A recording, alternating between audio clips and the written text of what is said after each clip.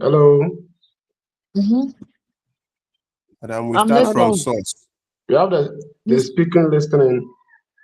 There's no, those are not the elements. Please don't confuse elements with basic language skills. okay, Okay. Madam, we have sender. The sender, who is also known as The source. The or source, the speaker. the speaker. So when you started communicating, you started speaking. That's how come I'm asking you. So when you started communicating, what are you? You are an element, right? You become Yes. an Yeah. element, and it means that the communication process has taken place. Yes. Followed by who? The medium. Message. Are you sure? Who comes after the receive the sender? Message. Through the Are you medium sure? to the receiver. No.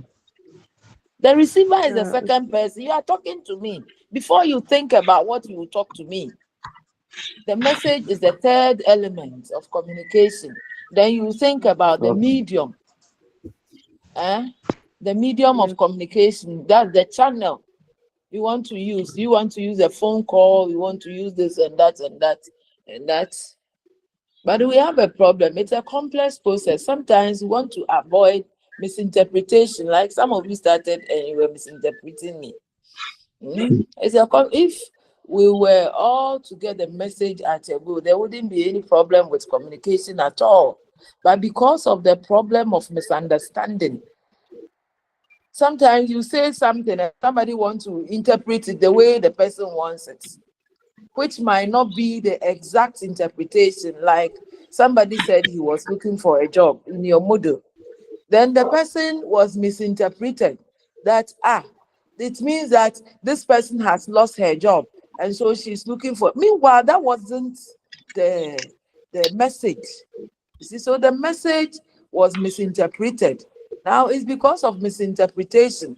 That is how we have to learn how to communicate effectively and efficiently. That is how come we are here. Do you get my point? So the thing that we are learning, it should be practical so that when you understand what you are doing, I always tell my students that you need not think about examination. Read before you write the exam. I make it so practical that if you are sitting there, you are communicating, you are exchanging information. When they ask you the meaning of communication, you need not struggle. You need not go through your books before you get the point. They should be on your fingertips. So please, let's pay attention to the class so that we can go forward. Apart from that, what did we also learn? Let's hurry up with the summary so that we can carry on to the rest. We didn't learn about communication alone. What else did we learn? Yes. Madam, please, Mm-hmm. I also learned the personal business communication. And what does that mean?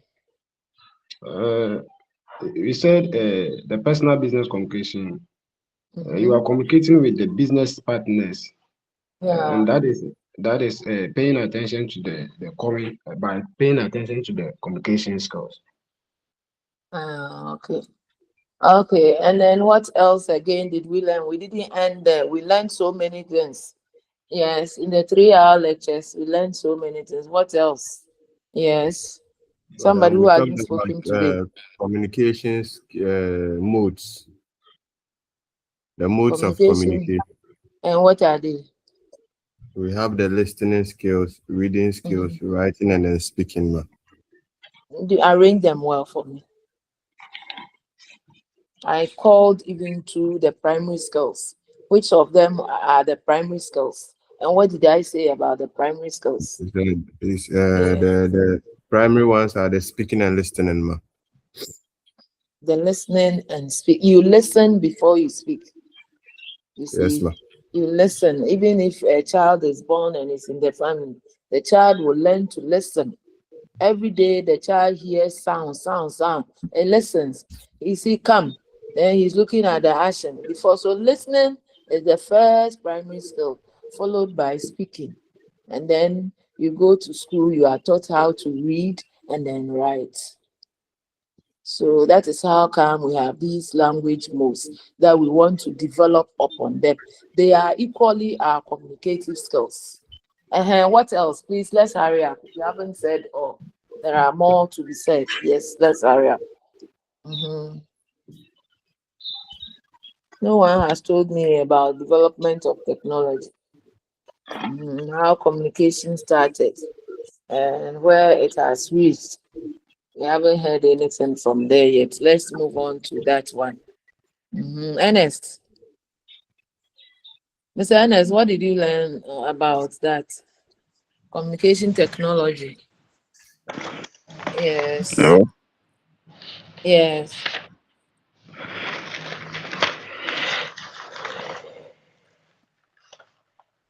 We are listening. We didn't learn anything last week. Yes, I also learned that the Semite were the first to develop the alphabet. And now, where did communication start? Communications. Where was the origin? eh, can So if people learn it well, the talking is too much. I get headache after 2 hours. Then, if you can't recall the message, it's difficult to try and recall the message. Yeah, so that's history. I'm not going back to it. I'm continuing. So where you have left, others should read on and then know. Be armed with the message so that at least when a question comes from that area, it becomes a bonus for you. But where you forget, how can you recall and write? Or you want to read your models before you get the message.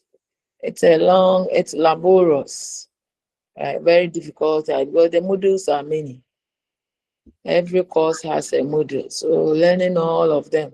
So if you are fortunate to get someone who will help you remember some of your points on your fingertips, you take it as something serious, and then you try and then learn all the points so that at least, yes, I know my students, last time I marked some of their work, those who just completed the program.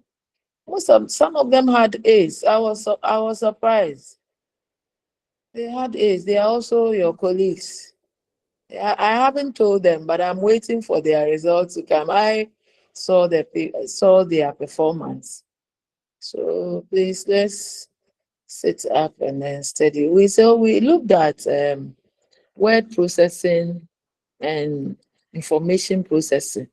Now we learned what word processing is, and we even learned who developed that in fact human beings, whether we are talking about machines or whatever, you find that human beings play significant role, because the human being organizes the content and then structures the words and formalize the whatever. But with the machines, like we are talking about the word word processing and information process, they are machines. If they are not manipulated by human beings, they cannot function well.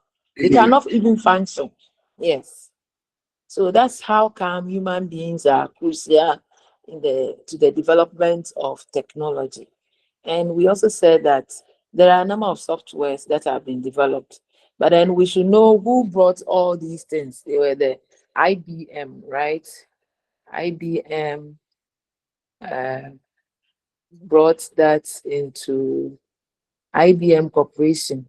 They brought this technology of word processing and information processing in the early 1960s. And we learned what we can use the word processing for. We develop our content, right? We create our content, we edit it. And then when we are done with it, this type of information is used in various places. We identify that it's used in the banks, it's used by the law firms, it's used in our hospitals, insurance companies.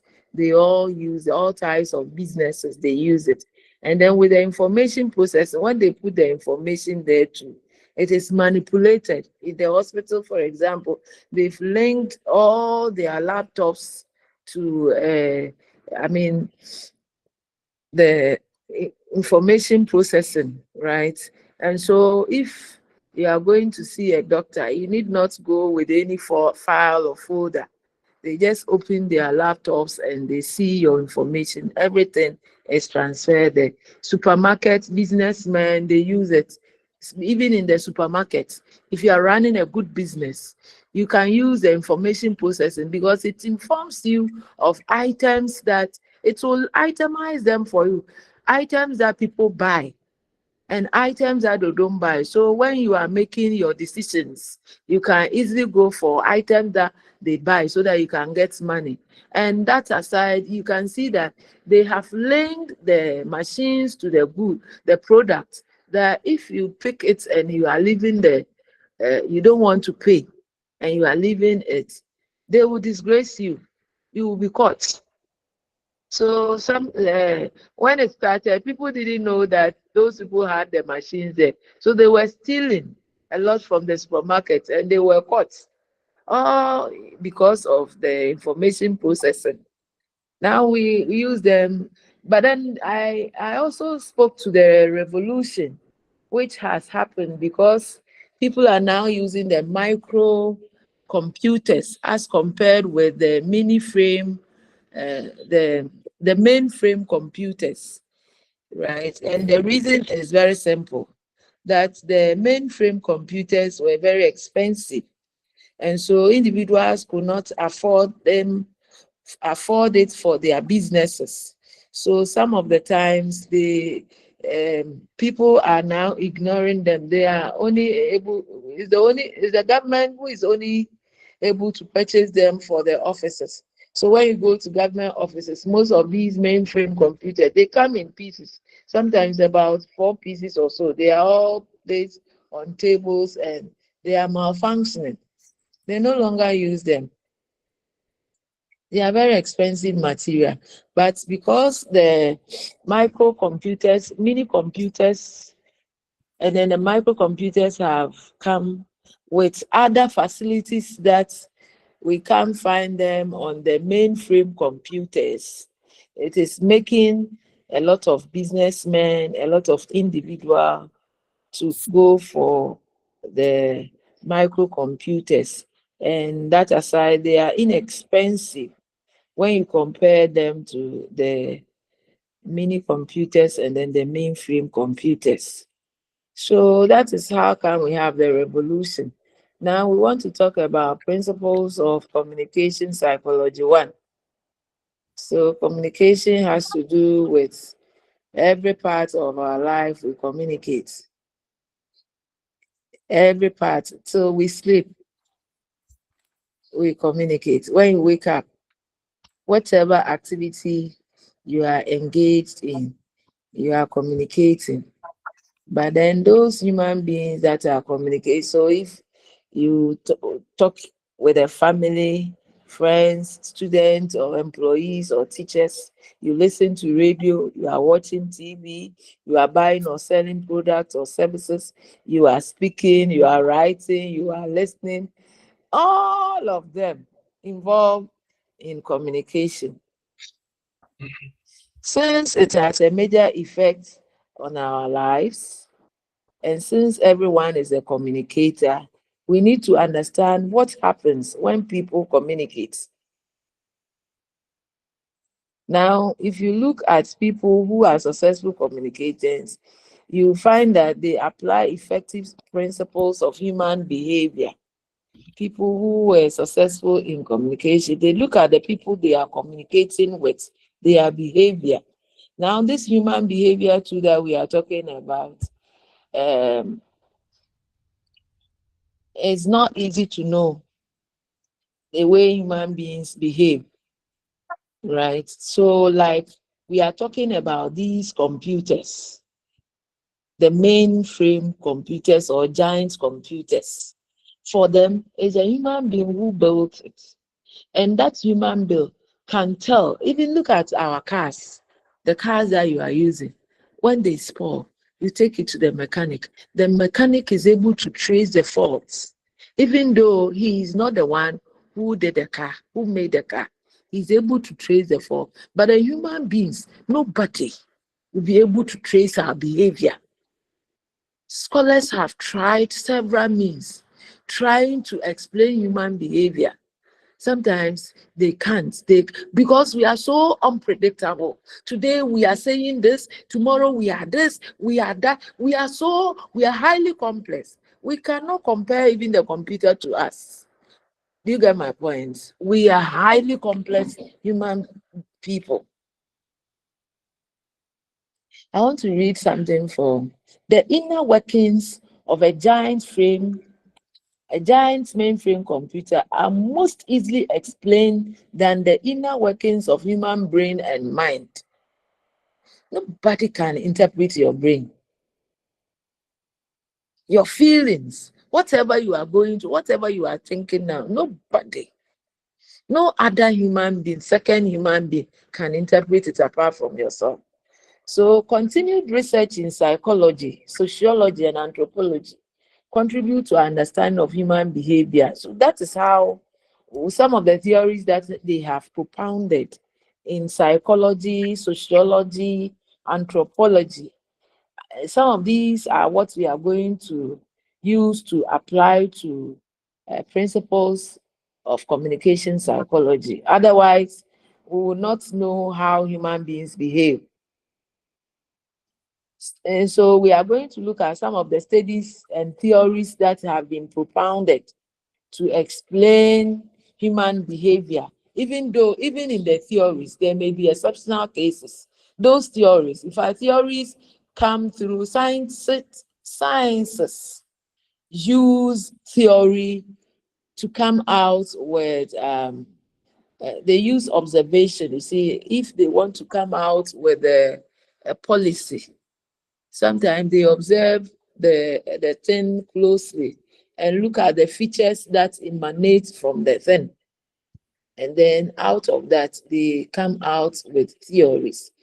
These theories, we are told that cannot efficiently explain every aspect of human behavior, yet we have exceptional cases, yet what we can say is that since some of them will help us understand human behavior, why people behave the way they behave, it will be useful.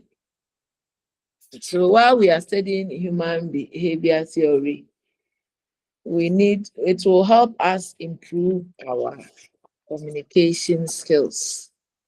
Remember that we are talking about the general behavior of most people.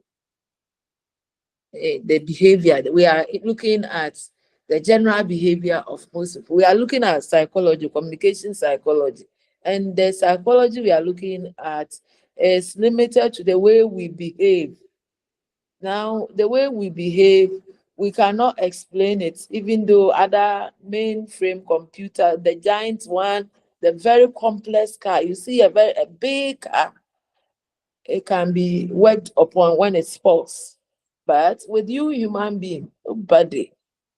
So all we are trying to do is that we are using what psychology has said, what sociologists have said, what anthropologists have said. And it's one psychologist that we want to use his theory to help us remember human behavior. So we want to, because we are saying that everyone communicates. We communicate with people. People communicate with us. But we need to know the human beings that we are communicating with so that we can communicate effectively. And that is how come we are looking at the behavior. And their behavior too is highly unpredictable. We can't know it. And so we are looking at explaining human behavior from the angle of one psychologist we call Abraham Maslow, a famous psychologist. Now, what is his theory? So I want to read that in the book. According to Abraham Maslow, a famous psychologist, most people will respond positively to message that will meet their particular needs at particular times. Maslow theorizes that human needs are based on a system of priorities similar to the rungs of a ladder. So he's saying that if human beings are going to be studied, then we should look at the way we respond positively to messages, right? At every particular, that will meet every particular needs and at every particular time. So it moves on to say that the human needs are based on a system of priorities. So we prioritize our needs. And as we every instant and what you need. So for this year, or I don't know when you started the program, you realize that your certificate was not taking you to a higher rank in your profession. And so at this time in your life, all you need is to upgrade yourself. That is how come you find yourself here. So what you are doing now, if someone should even come and tell you that, oh, I have a business that I want you to come and then head it and do something, make the business progress, you will see that your interest is not there for now. You don't need that one for now. Because your life is prioritized. Your needs are prioritized. You have prioritized it. It means that you are moving according to plan. At this time, and then Maslow is comparing it to the ranks of a ladder. The ranks of a ladder, I don't know your model. Do you see the ladder there? The soft copy. Do you have a ladder in your model there?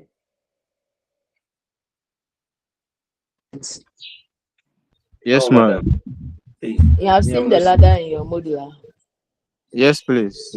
We all know ladder, right? I'm in page 19, but I don't know if yours is also. Yes, it's there. We have it, madam, please. The ladder is there. So this is Abraham Maslow's theory trying to explain human needs. Who is giving us the feedback? Who microphone is on? Mute.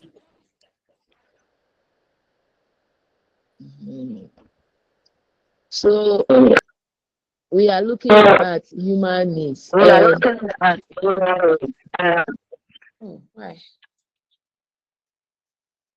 And Maslow is telling us that our needs are based on priorities, what we see as most important thing.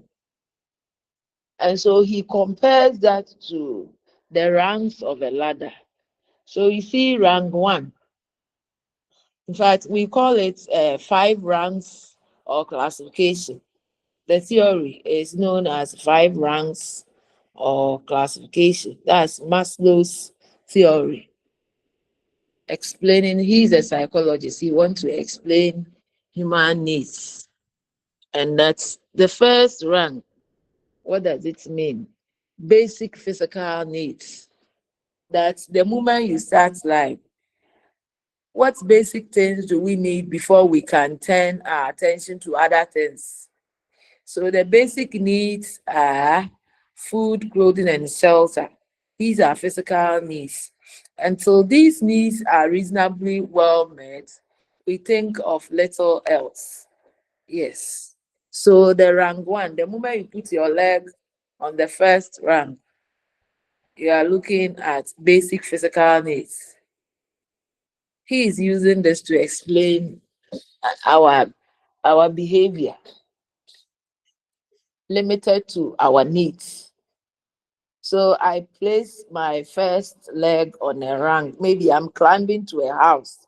I place my first leg on a rank, the down one. We start from the down. We climb to the 5 ranks. He used only a ladder with 5 ranks.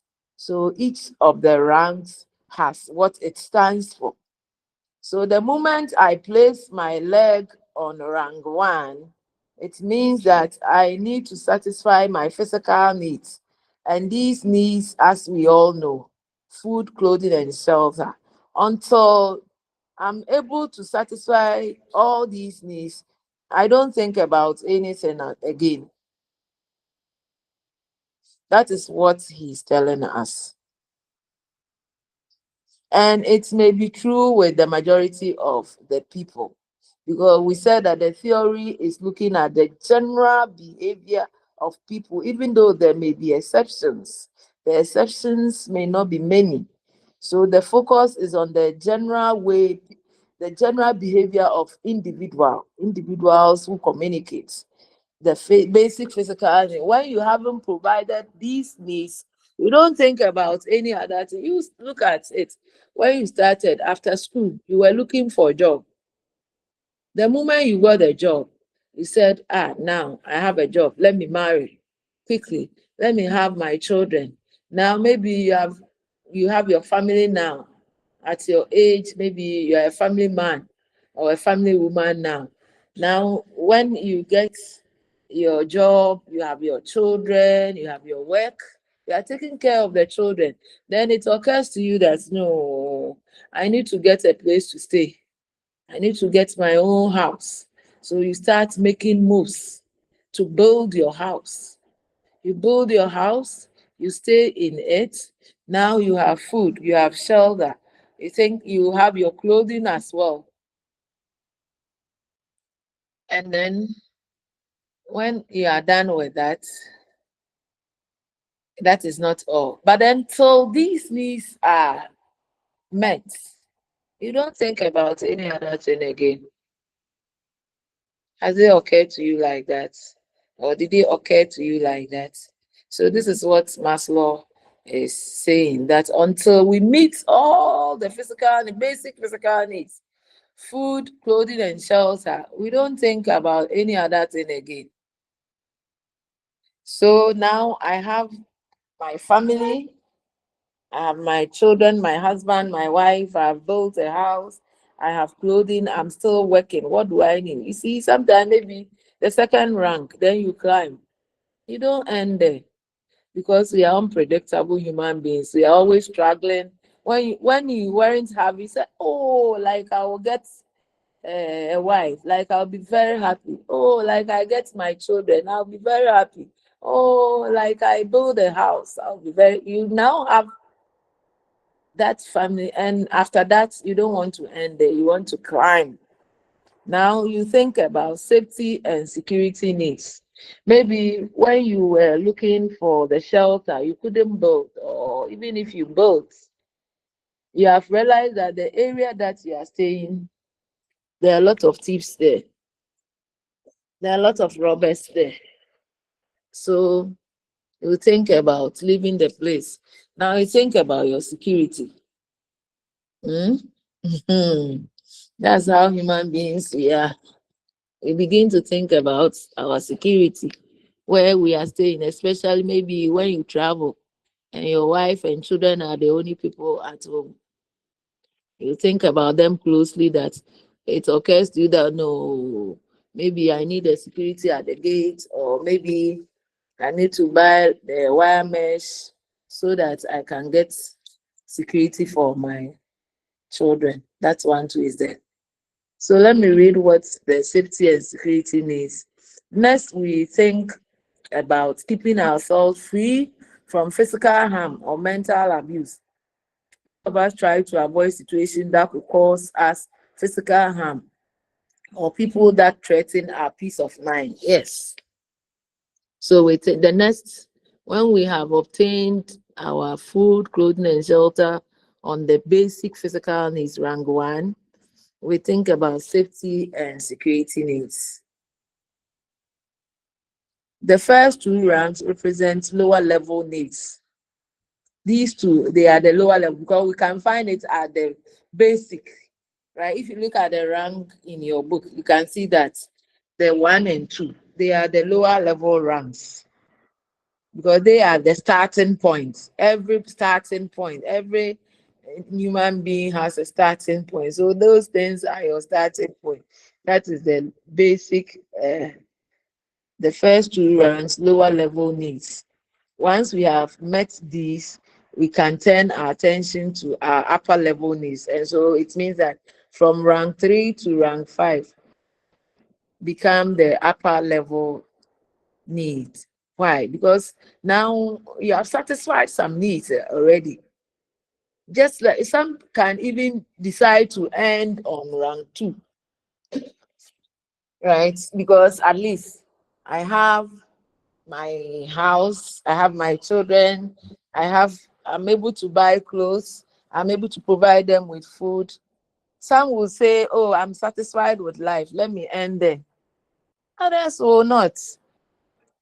Like you people are here, you could have ended where you were, but then because you're unpredictable, when you got to rank 2, you said, no, I need to be respected at workplace, let me go further.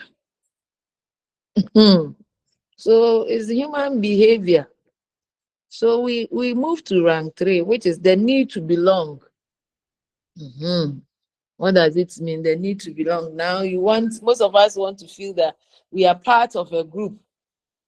During our teen years, we place great importance on being one of the gang. Our families also provided us with a sense of belonging. When we finally go to work full time, we want to have friends and enjoy being with our co-workers. Yes. Now I want to join this group. I want to join that group for recognition. Rank 3, the needs to belong.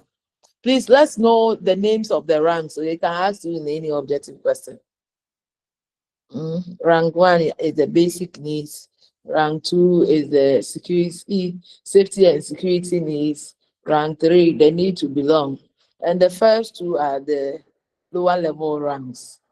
And then the other 3, the last 3 are the higher level ranks. We'll make the lower level rank before we climb to the higher level rank. Now we have money. Now we are better off. So we join other groups. We join friends in other groups. Go to if they go and see. Early morning, they go for trottings. A sense of belonging. They have the keep fit clubs, and they belong to the clubs.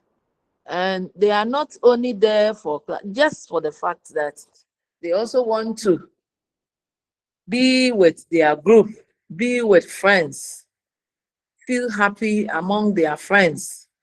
And so they join friends. Some join, if it's workplace, you have associations, you have welfare, you have other things that you join so that you belong. And then rank 4 is a need to be somebody. Now that you see, this is a high level rank, so you need to help others. Once we have met the needs of rank 3, feeling comfortable in the society in which we live, as most of us aspire to be, most of us want to feel that we are good at doing something. If we are good at swimming or bowling or some of our school subjects, we feel very pleased with the recognition we receive. We feel that we are somebody. We have met the needs of our ego. Yeah, so now you feel that, when they are thinking about people in the society where I've reached, it's okay, I'm okay. I'm also somebody. Hey, I'm also recognized. Hey, Brigadier General, I'm recognized. Who said? Hey, COP, I am recognized. Hey, this and that, this position. Oh, when I get this position, I will be fine. I'm recognized. Yes, when they mention my name and then they tag my title to it, oh, I will be recognized. So that is what people want to do. And then we get to the 5th rank, the need to help others and to be creative. Now, the last rank, you want to help people who also don't have. But my question is that do we always have to wait to, in fact, because it's a human behavior, and this theory, Maslow is using it to explain human needs. Do you think that with the rank 5, which is the need to help others and to be creative, do you think you usually pass through all the ranks from lower level to higher level rank before you help others? Is that the case? Yes, let me hear your voice. Yes, let's talk. This is mature Yes, study, madam. so yeah, I want us to deliberate on the issue. Do you see this theory to be perfect? If not, why? No, Yes, Mr. Lamont. Madam, no, to Okay, certain, why? Why are no, you because saying no? you don't need to have everything before you help somebody. Because when you have Okay, everything in the eyes of God, when you have everything and you help somebody, it means you have gotten everything, and now you are now coming to give the change that you are having to somebody. But in the sense of okay, your human behavior, I think it's good to help in the process. Like when you get that's to good. stage, stage 3, because you have Why? the Why not step 1? Step 1, you can't help anyone. no step Eh. 1. You yourself, you are struggling. How will you help somebody? Oh, are you sure? Yes. What religion do you belong to? Pardon? What religion do you belong to? I'm a Christian. Eh. Yes. Are you sure the Muslims will agree with you? They will not agree. That is where I was coming. My Muslim, they believe that when you help people, you get more. But Christians, Yeah, even though the Bible that when you help, they said givers never lacks. But yeah. we don't agree to it because you yourself you are struggling and you want to help somebody. How will you help the person? then you are Okay. contradicting yourself. Oh, Mohammed, what is your view? Yeah, because she said you don't need to wait until you make it before you help. Uh-huh. You can And help in the now you process. are struggling. And you're also now saying that you cannot give because you don't have. So my thinking is that even at Yeah. level 1, you can still give because Okay. me like this, I never owned a house when I was growing up, but I could help to pay my little one's fees. Yeah. And so meaning that even though I didn't satisfy up to level 3, but even at level Okay. 1, I was helping. Okay. So So you we don't need to don't have it. agree with Maslow's uh, theory completely. Exactly. Maslow's theory of yeah, that's very true. Yes. You see, that is how come when we started. Is there anyone with Helen? Your hand has been up for a while. Let me ask your views. Helen. Mother, yeah, I'll agree with Mohammed. Me agreeing Okay. with him doesn't mean Lambert is wrong. She too is Mm-hmm. right in a way. But what Mohammed said is very true. No matter the stage in which you are, you should be Yeah. able to help. Help. Because Yeah. We don't if wait. at the stage 1, you said you won't be able to help because you are so It's struggling with rank your one. basic Let's needs. be used to the names. Rank one. Use Rank it so 1. that it will stick in your mind. Yeah, rank one. So at the rank 1, you should be able to what, help your colleagues or people in need. Because if you wait up to a rank 2 or 3 or the rank 5, it will still be Mm-hmm. the same problem. Because at that time, maybe your needs or maybe your budget too will also keep on increasing. So if Mm-hmm. you are not able to give at the rank 1, I don't think you'll be able to support anybody in any of the ranks. So, and is very Mm-hmm. true. So they are both right, but I think, like I want to support, like I said, I will support Muhammad that you should be able to help anybody starting from the rank 1. So that's my idea too. Okay. Okay, that's good. That's good. Angelina, your hand is up. Do you have anything Yes, you want to madam. ask? I'm saying Mm-hmm. that it depends on the help that you are giving, the Yeah. level of help that you give. Because Mm, if you say that you wait till you get to level 5 before helping, It's not That level. one, Use rank. Rank. okay, you Your get to modules are in rank front of 5. you. Use rank. Okay, They need okay, to help others and to be creative. yes. So I also don't agree with Uh, Maslow's but then law. Maslow is saying that two things happen here. We are more willing to help people. Is that not the case? Who are Yes, struggling on the madam. lower ranks of the ladder? Yes, madam. We are As more I speak willing. now, When madam, we please, get to that, as I speak now, my niece is with me, and okay, I'm paying school fees, I'm paying feeding fee, although okay. I've not gotten to the level Well, that's yeah, that's yes, good. but I'm still trying to help because she is also helping me in other ways. So, That's good. That's so good. Right. yes, so I think helping doesn't mean necessarily means you should get to You rank should get 5. to the highest rank before you Yes, help. That's very yes. good. I But like the way. even yes, even at that level, you can help in, like, let me say that if I get to rank 5, then I can help in bigger size. Ah, okay, Yes, okay, like that's fine. helping someone to get a job, or Yeah, helping someone, yes, to pay school, maybe university school fees and all those things. attend But this level, university. yes, yes. That's fine. So we are all Okay, helping, but in our lower ranks, we are helping in our level, like how it's we okay. can. That's good. So Yes. this session we have studied human behavior and human needs. We studied Maslow's theory of human needs and use it as basis for understanding certain human behavior. So let's look at the assess. Describe Maslow's theory on human needs. Can you describe it?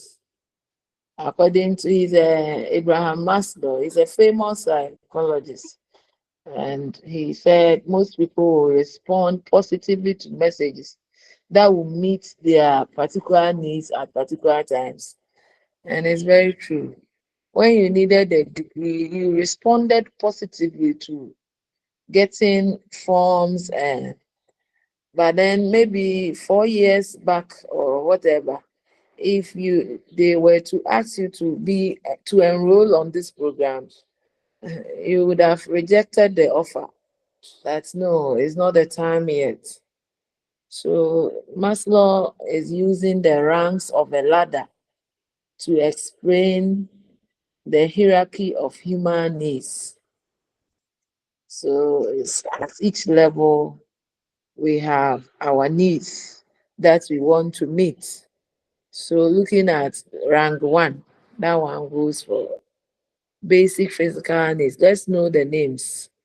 Rank 2 is known as safety and security needs. Rank 3, the need to belong. Rank 4, the need to be somebody. As for the need to, you shouldn't forget. Even if the need to belong, the need to be somebody, the need to help others and to be creative. Those the higher level ranks. If we don't learn them like that, we'll forget. We know that the first one is basic physical needs.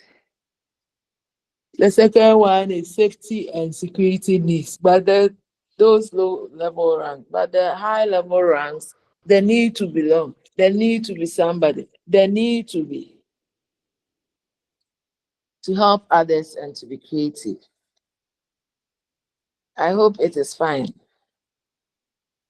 Yes, Yes, madam. sir. Yes, madam. And then in your self-assessment questions, I've seen that the second question is explain the 4 ranks. It's 5 ranks of Maslow's theory. So I don't know how you're going to correct it. If you brought a small book, you can indicate that the ranks are 5, not 4. Mhm. They like asking questions on the ranks, so please know it. Describe the principle on the need to help others and to be creative. What does it mean? The fifth one. It says that when we have acquired all the ranks, we are more willing to help people who are still struggling on the lower ranks of the ladder. or those still striving to meet their physical safety and security needs. And we become more creative. And creative people improve the quality of life for us all. So we become creative, want to do certain things to add to our lives when we get to the 5th rank. Angelina, why is your hand up? My Do you have hand is something up to tell us? because yes, Okay, let's hear you. helpful. I don't know if you agree with me. That So it's not everybody who is ready. willing to what? Help. They Hey, your are. line is They breaking. can help Can you others. read? Okay, Okay. It's not everybody madam. who can help others. Why? What's your reason for saying that? Angelina, let's hear you. Angie, Okay, I'm let's saying hear that. you. Okay, madam, I'm saying that when you Yeah. get to the Hey, your line is breaking. We didn't hear you. can help others in the family, Reposition yourself but they so are not let's helping. see. So okay, Yeah, and is then it okay? yes. I'm saying that sometimes I don't agree with the 5th rank, the rank 5. I don't agree with it because some of our family members and Okay. then they've gotten to, they can help others, but they Yet they decide won't not do to. it. Don't do It's true. them. Sometimes from the politicians and stuff, you Oh, can see that's that they good. have the yes. So The I don't means to help, really yet agree they with won't the help. 5th rank. Yes, Okay. Okay. I don't That's agree true. with it. That's true. But then it's not taking. But that's how come we started by saying that there may be exceptional cases. So I'm sure what you are saying is very true.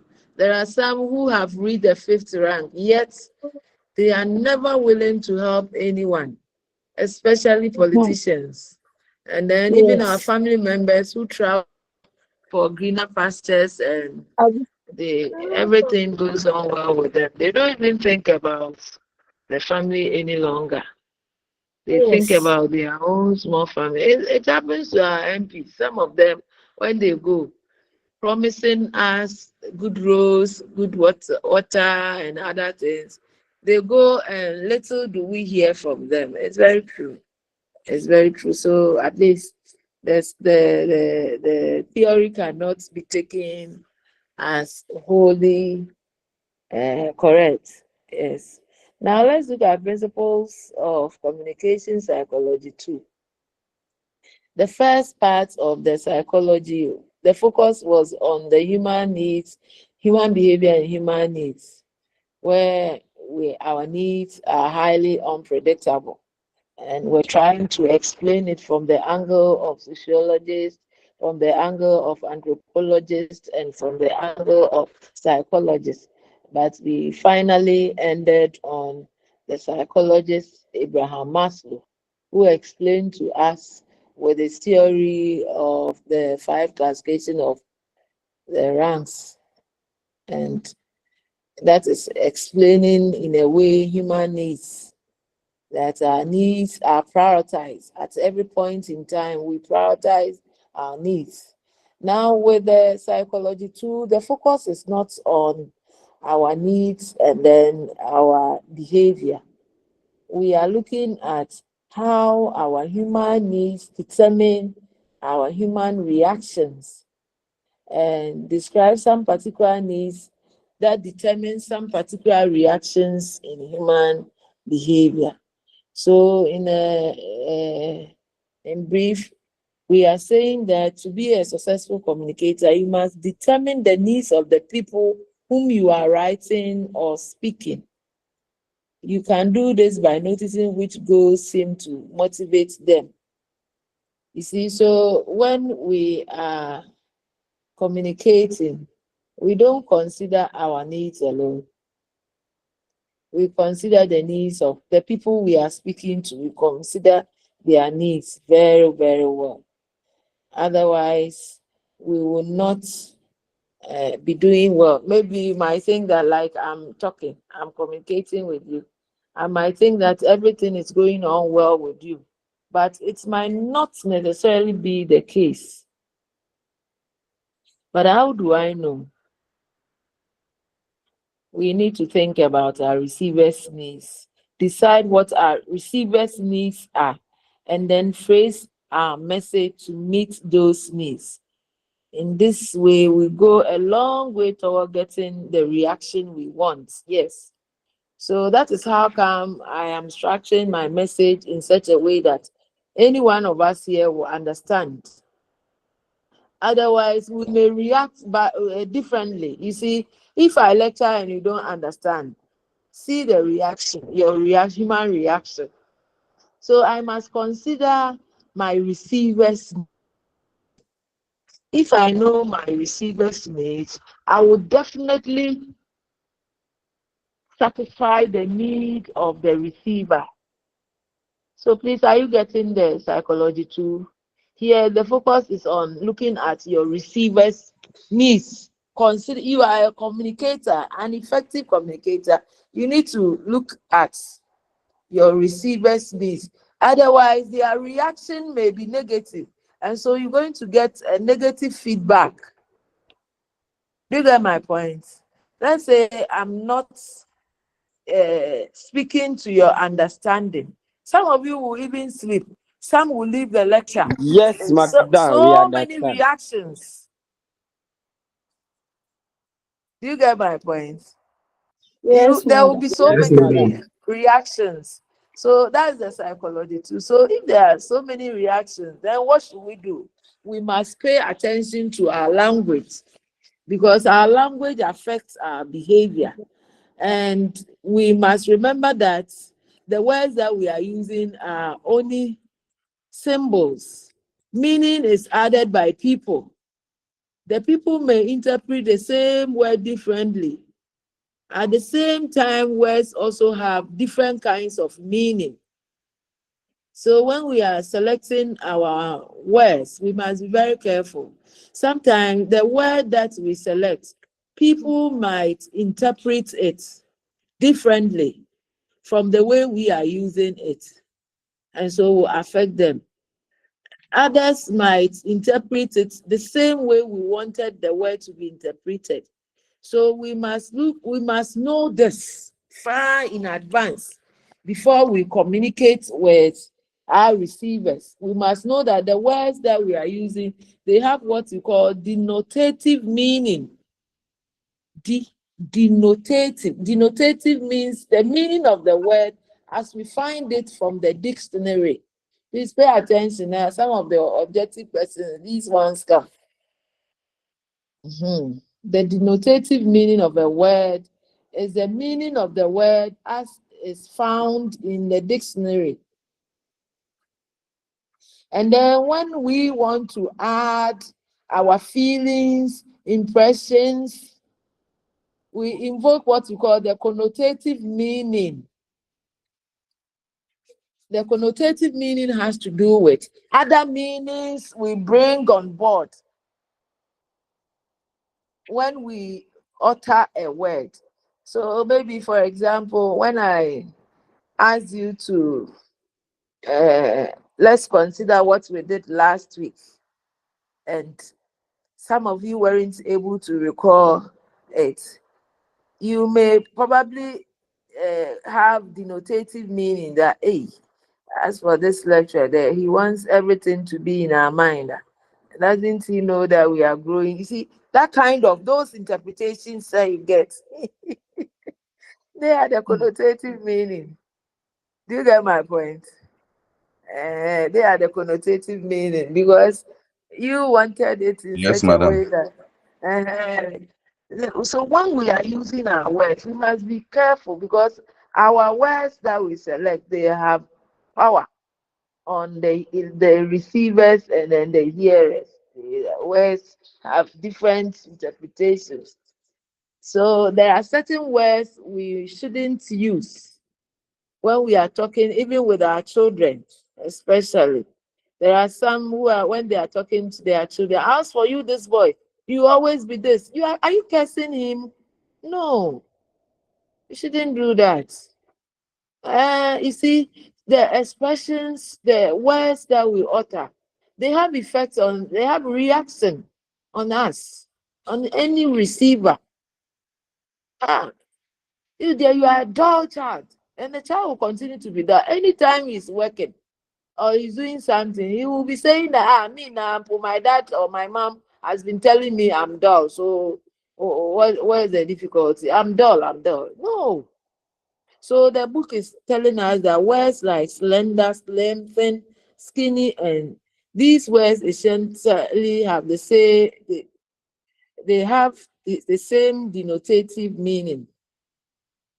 But there are some words that we shouldn't use.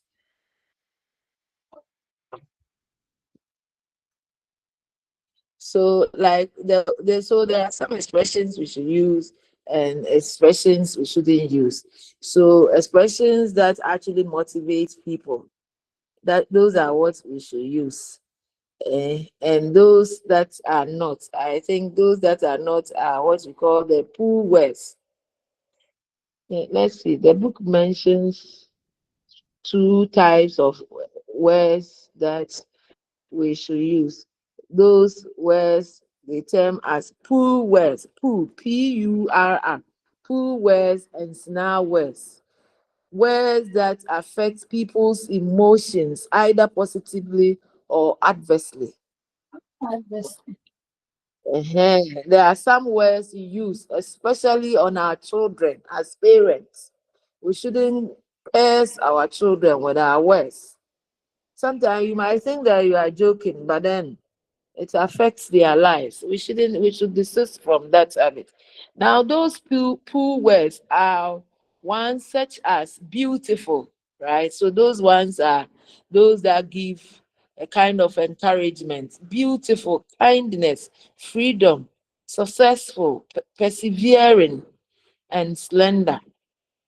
People usually respond warmly to such words as these because of their positive or favorable connotation. Do you get my point of view? But there are such words that the snarl words, the snarl, SNARL, such as cheap, negligent, fraud, delinquent, obstinate, and scrawny, stimulate distasteful images. Effective business communicators generally rely on pull words and avoid snarl words to convey their messages. They are also aware that the same words can convey different meaning to different people. So that is how come we should know that there are some words, the pull words, when we use them, they affect our receivers positively. But the snare words, they affect our receivers negatively. And so, as effective communicators, we must know this far in advance. So, when you want to speak and you are selecting your words, you know that the words that you are selecting, be careful about the choice you make, because the word has a denotative meaning and others can equally look at the connotative meaning. So let's pay attention to these ones. Very, very important. Please, do you understand what we are doing now? Yes. Yes, madam. Okay, Yes, madam. that's very Yes. fine. So a practical example is that when you are with your children who don't use snarl words on them, use the pull words. Good, right. You there, you are my lawyer, you are my professor, you are my this, you are my doctor, you are my that, you are my this. Then it makes them proud and they grow towards that kind of that positive words that you utter have effect on the children. Let's learn to do it. And let's deny from using snarl words. You this boy, if you don't have anything to say, don't talk, please. That is a little advice I can offer.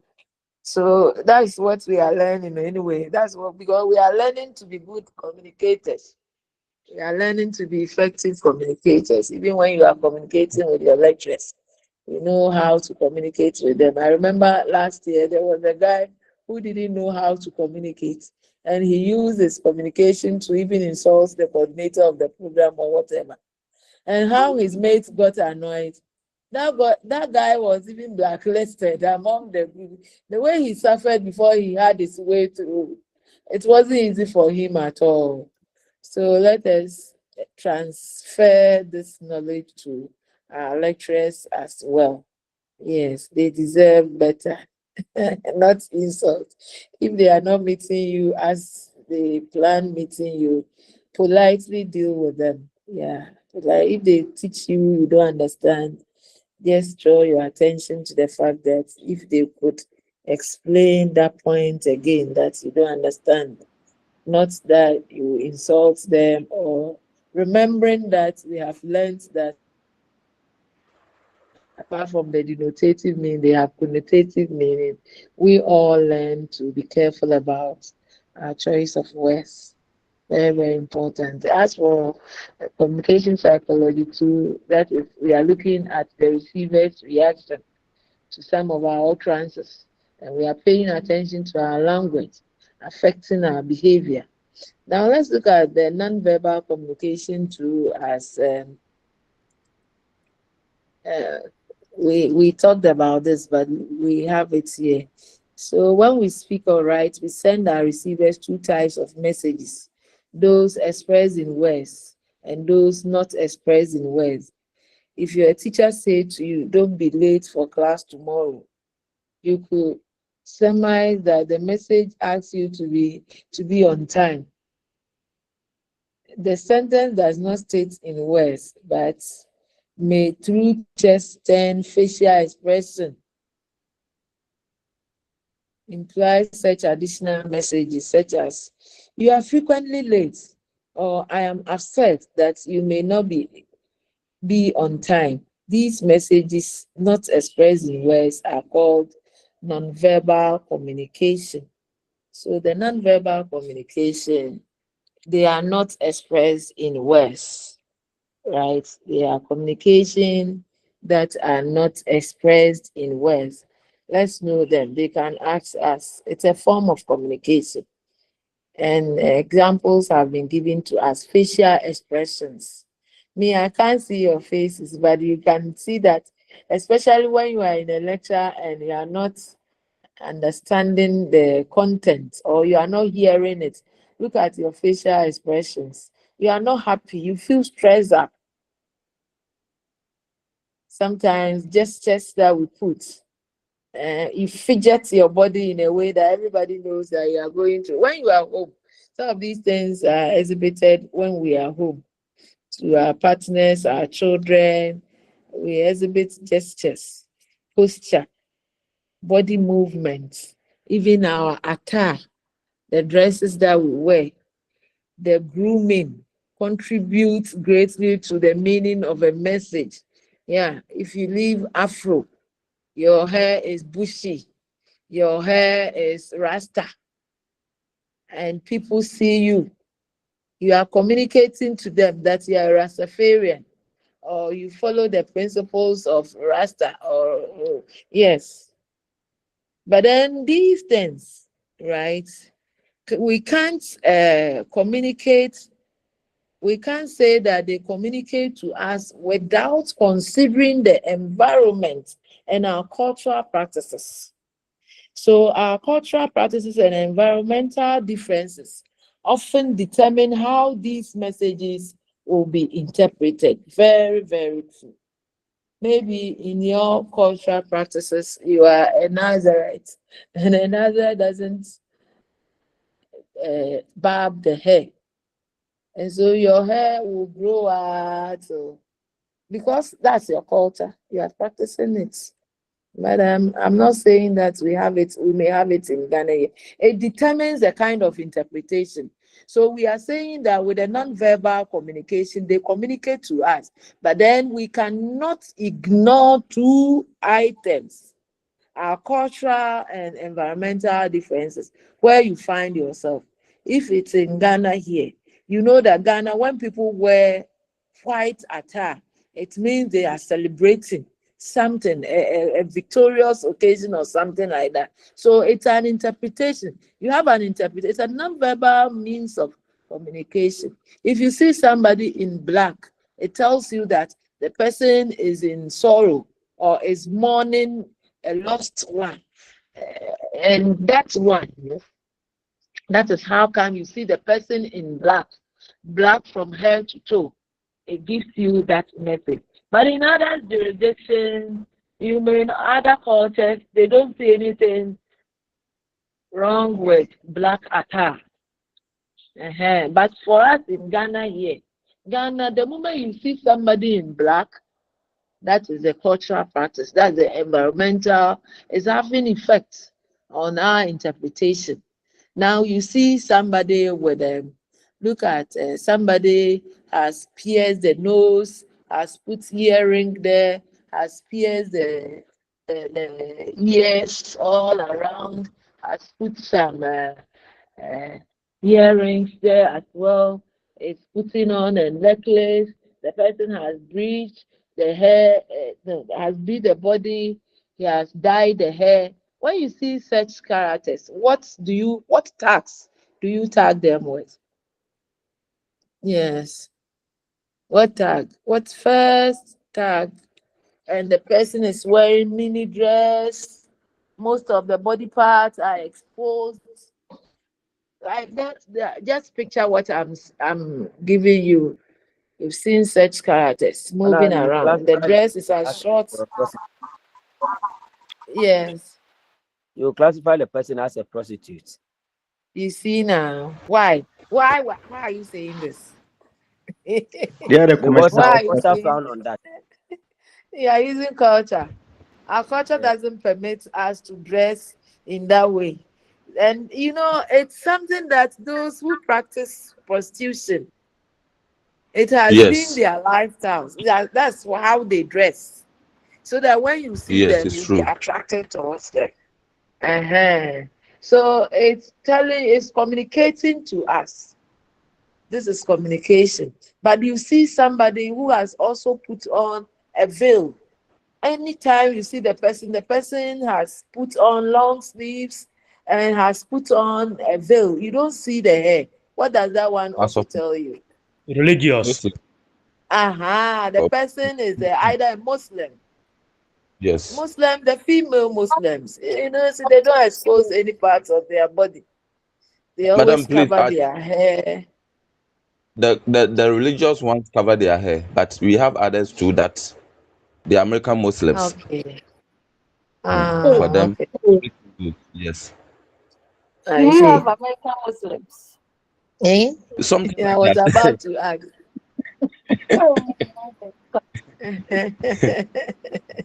Do we have American Muslims? Who is a Muslim here? Help us understand if we have American Muslim. Muhammad, are you a Muslim? Yes, Doc, I am. But I've never heard Uh, about American Muslim. I only know we have Muslims. so you see, we are talking about non-verbal Mama, communication. maybe All of you want to these. talk about the Ahmadiyas. The You want to talk No, it's about American Ahmadiyas. Muslims. No, I'm talking about Muslims. You see that the females, wherever they are, they put on the veil. Yeah, they put on veil. And if it's yes, Mr. Is it Wolf? Mr. Kanye, if I may ask Mr. Samuel Bedu, do we have American Christians? Yes, definitely yes. Because the reason So the why women that are wearing the short short It's to an church, they are the assumption. The way American you are people. answering is yes, definitely yes. I don't think, yes, I'm sure it's an assumption. Maybe he yes. he Those wearing miniskirt he American thinks that Muslims is the one that used to describe Muslims who, how to call it, behave unethically towards the ethics sure. of the Muslim religion, but they do practice Muslims. Thank you. Yes, Is oh, it yes. okay. is it a word that is accepted No, it's not worldwide, accepted. It's or not you are accepted. It's concocting it? I created it. You created it. Mhm. Yes. Then we don't have any Okay, that's American okay. Muslims. We don't have them. We don't have American Muslims. They are all Muslims. Yeah. If you had even mentioned Saudi Arabian Muslims, like we understand, because as for the Arabians, they want to cover all the because of the weather. Sometimes the weather makes them dress like that, but then because our people they are all the same followers, they think that they should also dress in the same way. That's their own interpretation. So everyone has a reason for doing their own thing. So we can't talk about it much. We are just trying to tag the interpretation. Ours is to look at the interpretation. What does it mean? It symbolizes something, that's all. So we are not seeing the verbal communication. We are not hearing the speech, but that we are looking at their dressing, their grooming, and the way the body movements and all others to come out with the message. Like I was telling you about the Rastafarian, blacks here, people in Ghana, you see that they are not, if you want to see that they fancy Rasta, most of them leave their hair bushy and they treat it to become, they put on the turban as if they are Rasta, Bob Marley's friends. They have it. When you see them, it tells you that they are a fan of, or they really appreciate the follower. Is it Haile Selassie? Haile Selassie's followers. So they really appreciate that kind of. That's how come they have done that one. Mhm.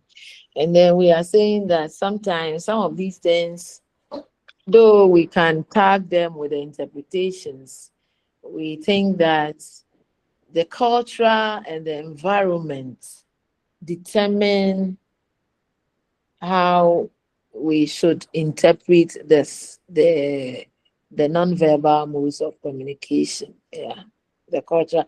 I'm told that in some settings, when they wear yellow, it tells you that they are bereaved. Yellow attire tells you that they are bereaved. And but then in Ghana here, our culture doesn't permit somebody who has put on a yellow dress to be someone who is bereaved. Never. No, it doesn't work like that. So learning to use nonverbal communication can help us make the meaning of our message, our oral messages clear. The following information on personal space, gestures, and posture can help us become better communicators. So we are looking at some of the non-verbal modes of communication to see how they can help us communicate well. And the first one they mentioned is personal space. In fact, the space is very important. All of us want a space in which we can function, maintain our own environment. And this means that we all need a certain amount of space in which to operate. The amount of space that we require depends on our particular culture, our circumstances, and specific actions expected of us at the time. So you can see that you are home with your children, but then you need your own space. You don't want your children to enter your bedroom. You have created a space there for yourself. The moment you see them enter You are not happy with it. Is it not helping you to interpret your non-verbal mode of communication? You are creating space for yourself. It can even be your friend who visits you at home. You can find that you are not comfortable because your friend has occupied your space. Maybe there are certain things you usually do at home in the absence of your friend, but because your friend is there, he is occupying your space. And so you get limited to your communication. Please, are you following that? Hello, do you understand that? Yes, Doc. Doc, I want to give some Yes, sir. points. Mm, Yeah, so yeah, I visited. I went to a friend's house some time ago, and he yeah. didn't have a toilet facility for visitors in his house. So Okay. whilst I was there, I was feeling to poo poo. So he Yeah. had to manage and send me inside his bedroom to poo poo because that's the only restroom in the house. So Oh. in this case, the space was compromised. So it took him several Uh-huh. times for him to go and maybe organize his room and all of that. So if I told him that, you Uh-huh. know what, I'll go home and then free myself. So in that case, Okay. the space was not Yeah, conducive for him.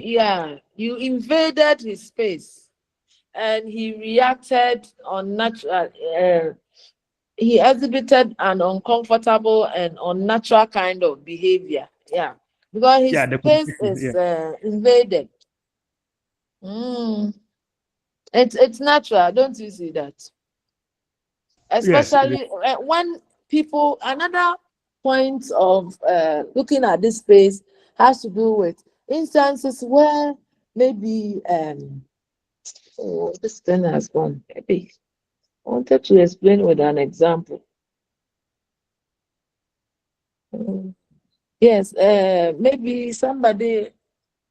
Let's look at what is in your book. When I remember, space violations occurs not only in conversation.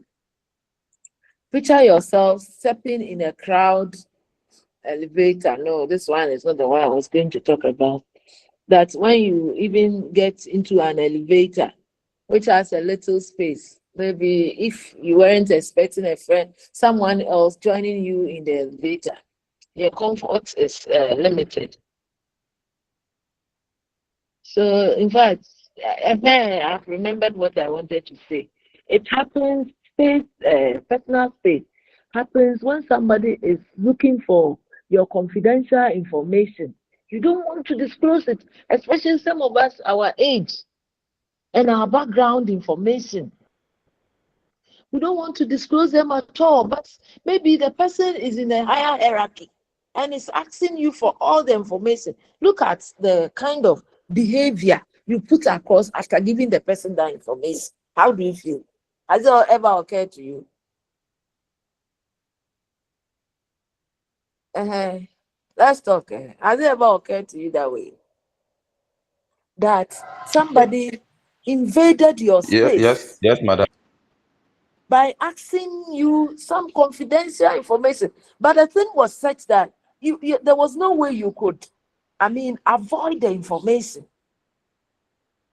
And so after disclosing that information to the person has occupied your space. He has all invaded your space. And it has given you the uncomfort. It's very, very, so sometimes we Madam, have to avoid such. We can avoid.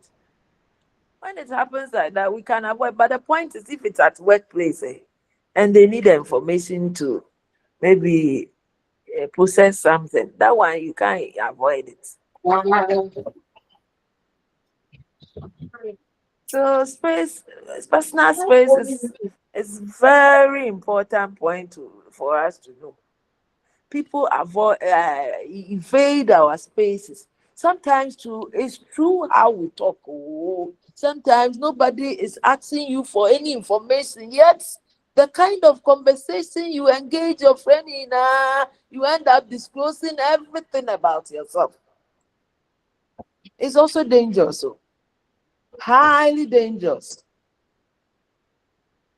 So we should be careful about this personal space.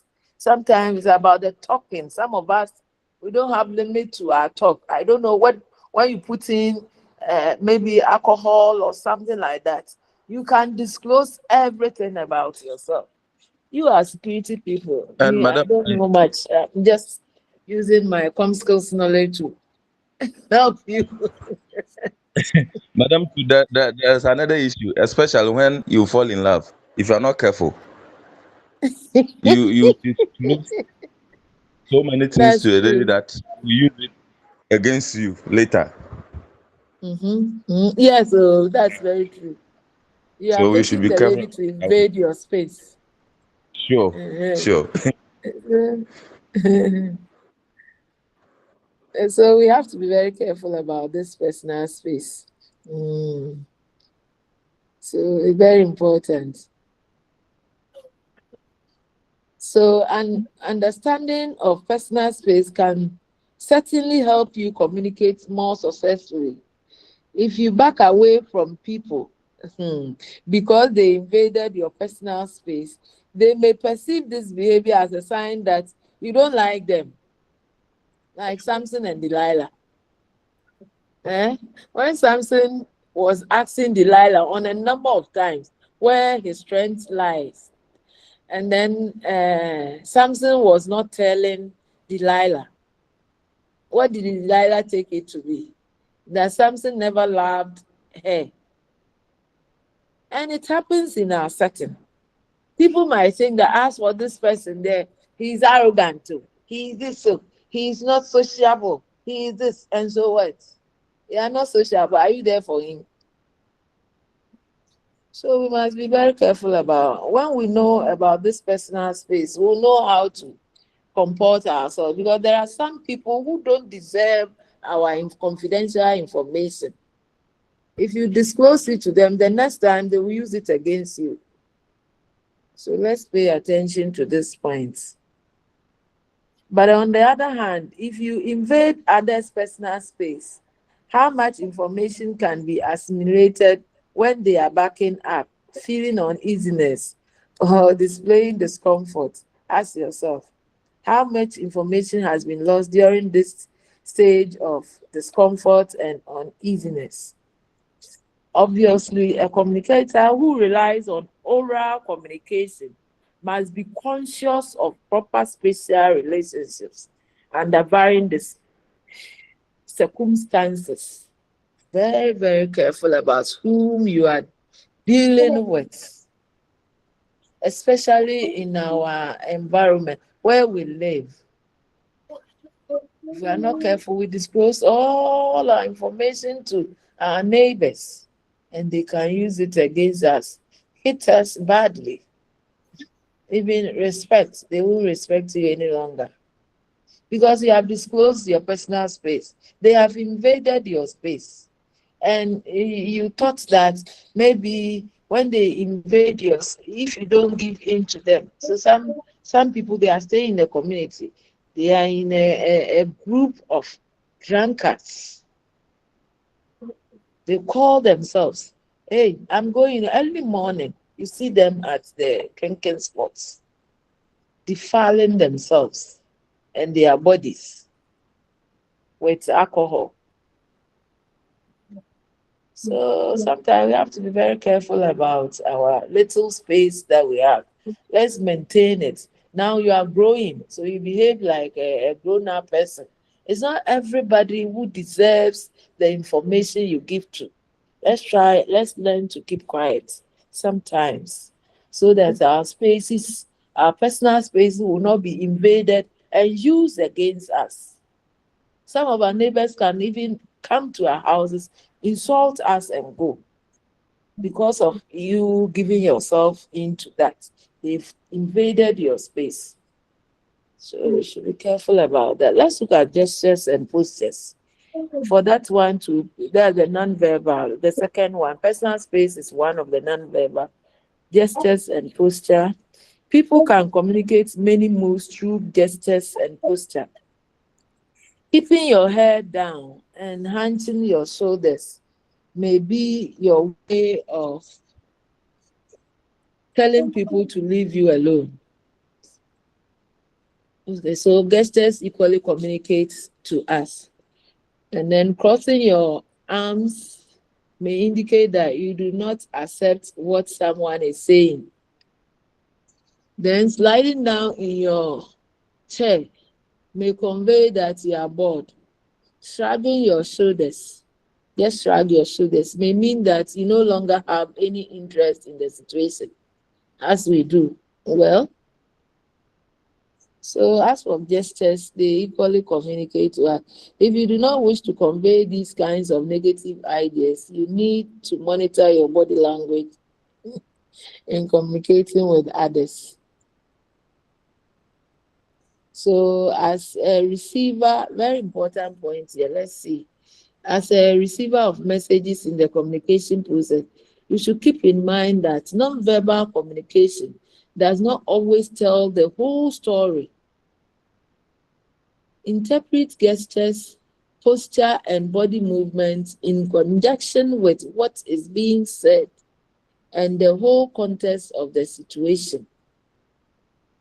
So we are saying that our non-verbal moves, they do not tell the whole story, right? But then we need the context of situation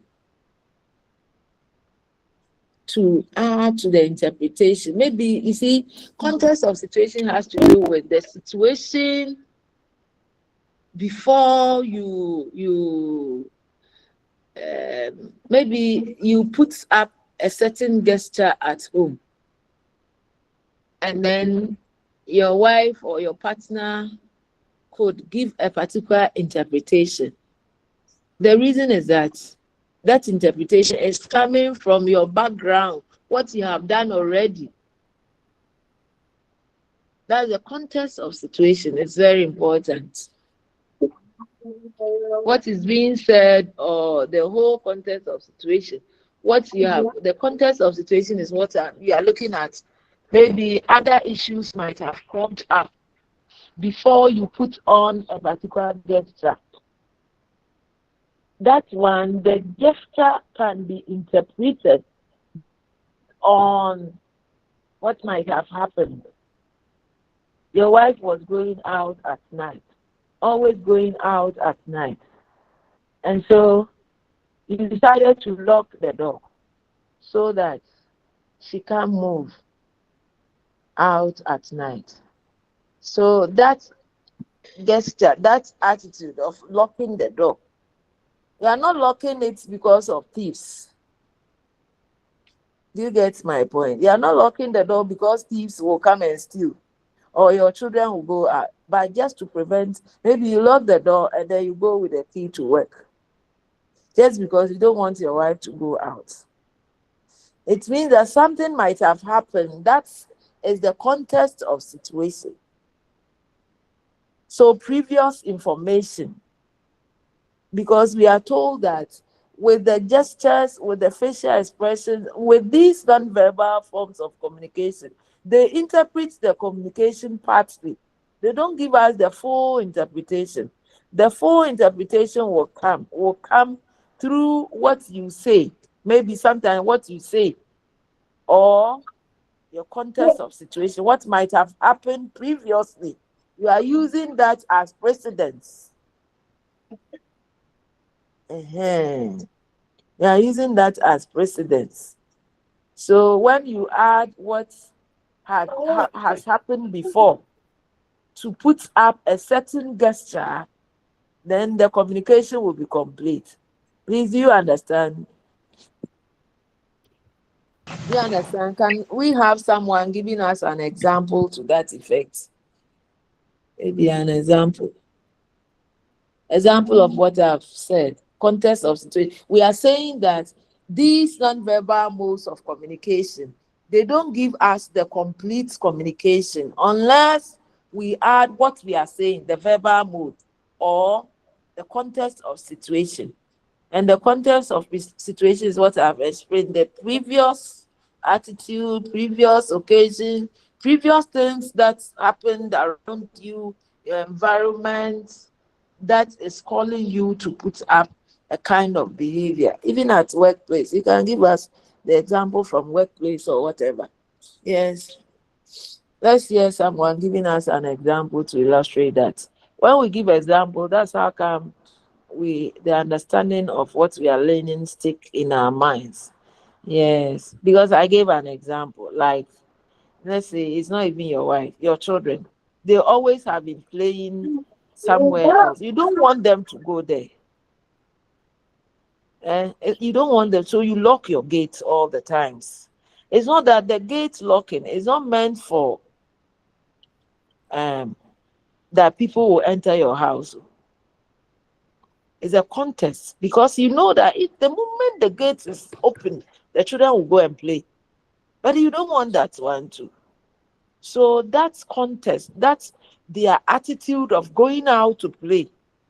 It's a contest of situation that is making you to take that action. And by so doing, it is going to help you to understand the communication. But yeah, Angie, let's hear you. Madam, like you always go to work late, Okay. and you don't always going to work late, and someone asks you, why do you always come to work late? Then that is when you explain to them, your boss, that, oh, this and that. Maybe the salary is not good, or maybe you are doing something that you are not happy with at workplace. That is making you coming to work late. Is it okay? Like, is it understandable? So where is the contest? The contest, are you going to tell your boss that you are No, not paying well? sometimes you That's how don't tell come them. you are Sometimes they coming. give you, yes, sometimes they Why give you don't we questionnaires and other. take it from the instance where we have law books in our offices that we sign? We sign to indicate our presence at workplace, because you know some people when they come, they won't tell the truth. So that contest has given way to workplace practice, where they place the logbook there. Everyone who gets to work should sign. Everyone who leaves the workplace should sign. Put the time there. Something happened before they brought. So that thing that happened, which call for the use of the book, is a contest of situation. It is making the communication complete. Without the context of situation, and you are just looking at the gestures, you will understand it. Why should I state the time of reporting to work? Why should I always state it?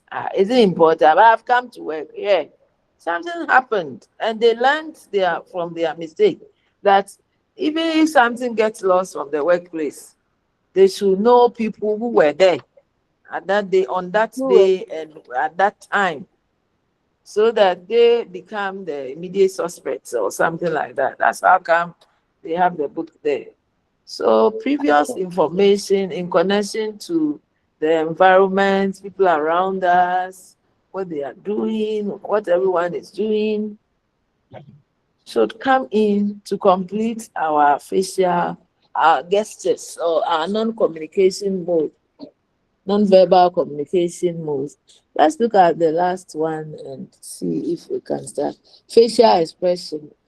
Looking away from a person can convey as much meaning as looking at a person. Yes.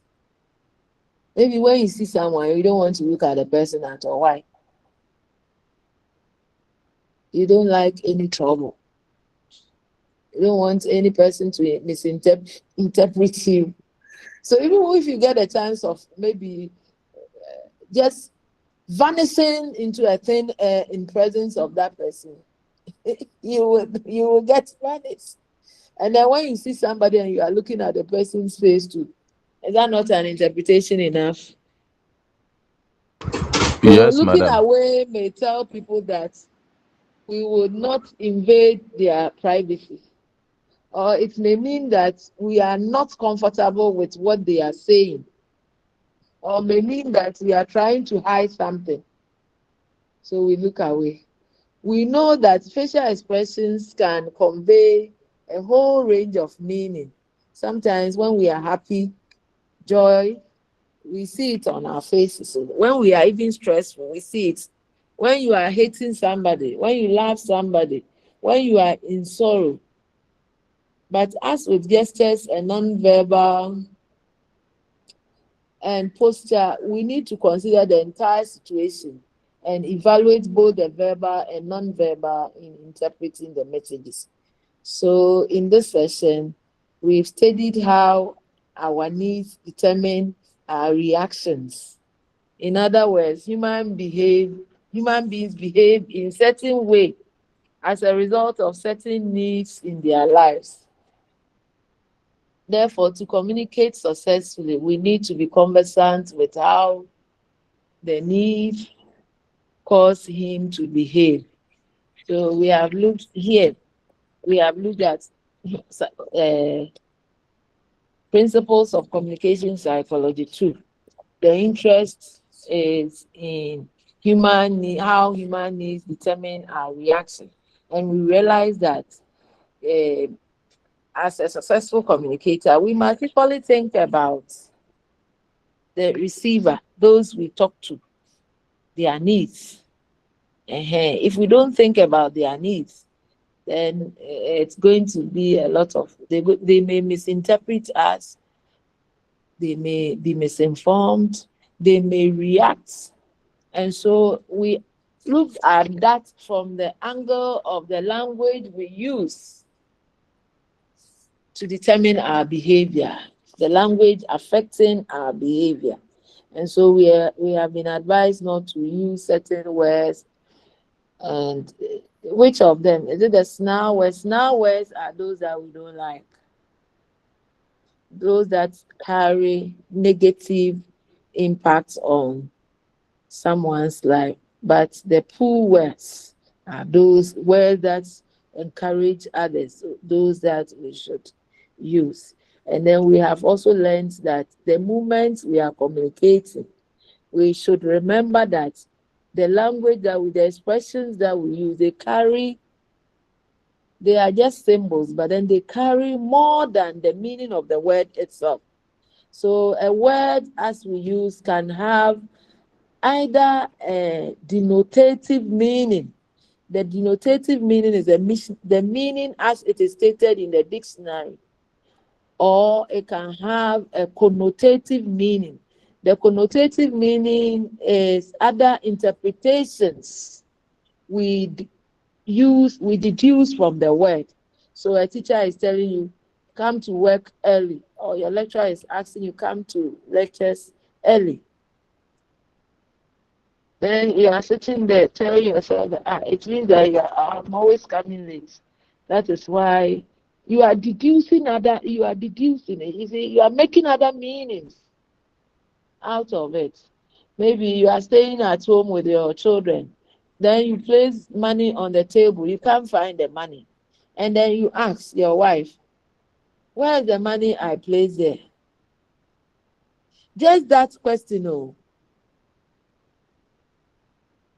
the interpretations from the wife. Do I steal your money? Am I a thief? Am I this? Am I that? All those several interpretations, those that are the connotative meanings. Sometimes you have to even forget about it. You don't talk. When things like that start happening, you don't have to even talk, forget about it. That is normal, that money gets lost. But then you caution yourself, next time you don't put money at places that you place them and they got lost. So all these kind of the connotative. In fact, when you are looking for it, when it comes to the exam, the denotative, remember that the dictionary, dictionary meaning, connotative, other meanings that can be brought to the word, the use of the word or expression. Then we have also considered the non-verbal modes of communication. We have seen that there are many. We have the facial expressions, we have gestures, and then but then they all depend on two things: Our culture and environmental differences may determine the kind of interpretation we give. And we have seen some of the non-verbal moves like the personal space. Personal space is where you allow people to, invade your space. The kind of reactions you tag to people who invade your space. Sometimes you are not comfortable, you are not happy when people invade your space. The point is that even when they invade the space, sometimes you give them confidential information, which you feel very bad at times. And sometimes too, when you try not to give them the space, they tag you with certain things. Oh, this person there, he doesn't like human beings. So this person there is this. So this person there is that. So where do we go? It's a reaction, you see. Are they not all reactions? This person is this. So as for this person is that. That one is that. Because you are not allowing them to invade your space. But do you think we should allow all others to invade our space? Should we No, allow madam. others? Yeah, that's one there. It can't work like that. So that is that. And then we've looked at facial expressions that sometimes they equally communicate to us. Yes, facial expressions. That gestures first. Gestures, when you put on certain attitude, they communicate to us. And that is what we're saying, that the communication will not be complete through the non-verbal moves unless we add the context of situation or what's the verbal moves. So non-verbal plus verbal mode equals to complete communication. If the context of situation is not considered, communication will never be complete. But usually we do it as if we know the non-verbal, the context of situation already. Sometimes some will refer you.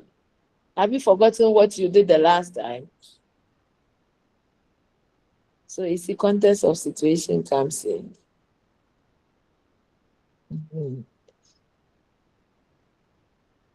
So that is it. That the context of situation where we are looking at the environment we live, our relationship with people, and then our personal behavior. All of them come to play in the context of situation. So if your wife knows that you don't respect her, when you add you do something at home that gets her hurt, she will add the context of situation to your gesture to get the meaning of it. So sometimes we have to be very careful about our gestures, that we put them to play. And then we have also looked at facial expressions. That sometimes when any situation we find ourselves in dawns on our face. If you are happy, we will see that you are happy. Even the way you make noise, cry, will make people to see that, hey, Akwe, this time they're near Japan, something like that. If you are sad to be on your face, if you stress yourself too much, somebody looks at your face, the person can see that, oh, this person is going through a lot of stress. He didn't sleep. He didn't do this and that and that. People can make a lot of deductions from what you are going to based on just a mere looking at your face. Okay, so that is that. Let's look at our questions. How does our language affect our behavior as human beings? Yes. How does our language affect us as human beings? Is it positive effect, negative effect? Yes. Let me hear you. Sorry, we have just 5 minutes. We are looking at the 3 questions before we go. Otherwise, you have to look at them yourselves. How does our language affect our behavior as human beings? Madam, Yes. please, the choice of words we use sometimes. Say maybe you are at work, because you feel you are the superior, you speak to your subordinates anyhow. It affects the subordinate mindset. Okay. That's okay. Yes, let's see another person. So it is affecting them negatively, right? It's a negative effect. Yes, madam. It's affecting the subordinates negatively. It's not making them respond to work or work efficiently as you expected. So we should know how to talk to our bosses, our subordinates, or our overall bosses and all that. Whether you are a subordinate, you should equally know respecting everybody you come across with. Yeah, otherwise, if the language is bad, it will affect them. If it is good to so what language are we to use on our children? Yes, we mentioned that. What is the language?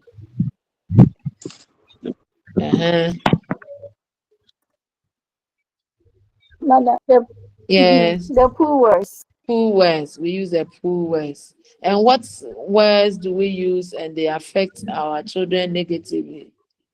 The snail. The snarl words. That's good. That's good. That's now words. Yes. What is non-verbal communication? The gestures we define it. Let's say Adam. What is non-verbal communication? It is a form of communication where we don't use words to communicate, but rather very good. Gestures. Facial expression.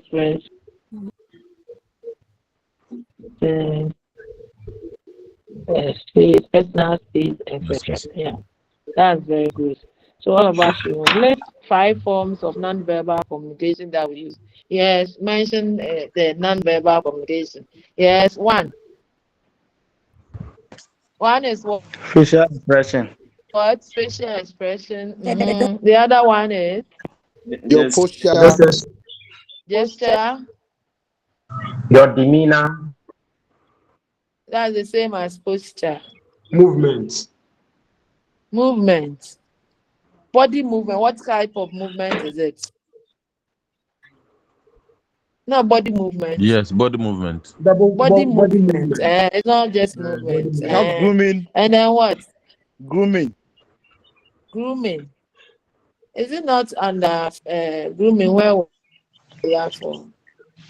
Yes, what else again? Madam, dress code. You don't see personal space as one? Yeah, personal space. Personal space. It's one. It's one.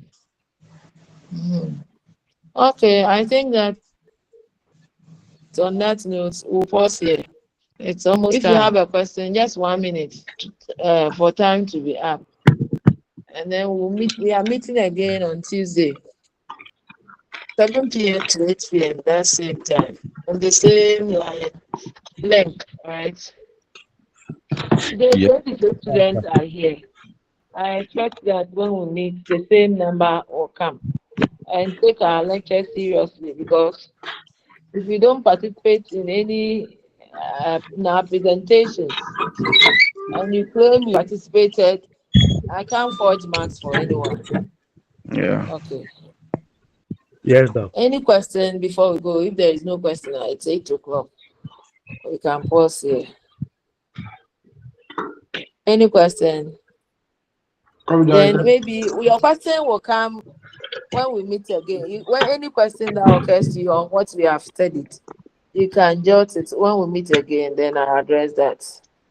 On that note, I wish you well. And Okay, today is thank you, a madam. new month. Wish you Happy well new too. month. Happy new month. Enjoy Wishing your you stay. well too. Thank you. Thank Thank you. you. Thank you. Thank Thank you. Thank you. Thank you, you. Thank you for madam. your Thank time, man. you. All right. Bye. Bye bye. Yeah. Bye. Bye. Hello. Hello. Yes, Madam Hello. Paul. Please, can I get any colleague to be learning with, please?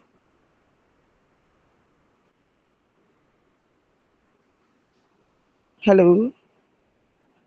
Madam Paulina, you're online. Hello. Hello. Yes, please. Please, Yes. I want to.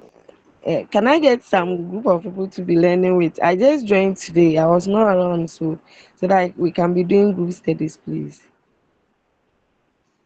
Oh, we are here. Online, We are here. Madam online. Are you Paulina. talking That's about fine. online or meeting? Anyhow, we'll do it. Just to create a group. If Where sometime do we you can stay? meet and Depends on discuss where you and do stay. some. Where do you I'm at the stay? barracks. I'm at Sunyani barracks. But we can meet anywhere. We can schedule a place and meet. And Sunyani Barracks. Ah, okay, okay. That's fine. I also live in Sunyani, but I live in Domasia. no problem. So can I get your contact? Maybe we'll talk and then know how to go about it. Maybe we have a specific place that we can meet and be discussing, or Very sometimes well. it will be on phone or conference or something. No problem. My number is 055 Okay. 38 Yes, please. Okay. 18 Okay. 203. 055 three Mm-hmm. eight one Mm-hmm. eight two zero Yeah. three. Yes. Yeah, please your name. I'm James, please. Okay, please. All right. All right. Yeah. Thank you Okay. very much. Then we'll Oh, be talking. very well. Bye. All right. Bye.